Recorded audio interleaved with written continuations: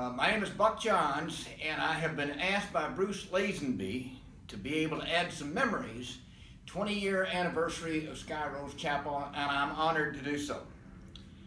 It turns out in 1991, there was a publication called the Smithsonian Magazine, and in that Smithsonian Magazine was a story about a cathedral builder born 500 years too soon.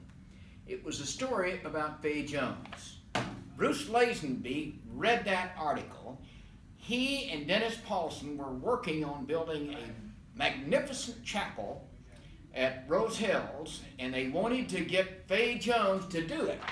The same year, in 1991, Fay Jones was recognized by the American Institute of Architects as doing the finest chapel, which is the finest structure that had been built in the United States since 1980, built by Fay Jones. As it turns out, Bruce and Dennis decided to send Lazenby back to Arkansas, which is where Fay lived, recognized chapel builder, and they had a conversation, and it didn't go well. And that as a result, I had to be working on a project and had conversations with Dennis, and he found out that I came from Arkansas. And he said, "By chance, do you know architect by the name of Fay Jones?" And I said, "I do."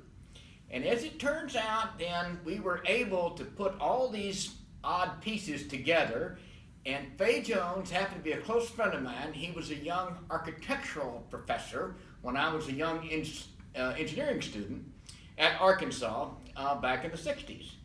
So I contacted Fay. I got Dennis to go back to meet with Fay. We were able to put the project together, and as it turns out, Sky Rose Chapel was the largest chapel that Fay ever did. He and the rest of his staff at that time were able to put together something that was unbelievable.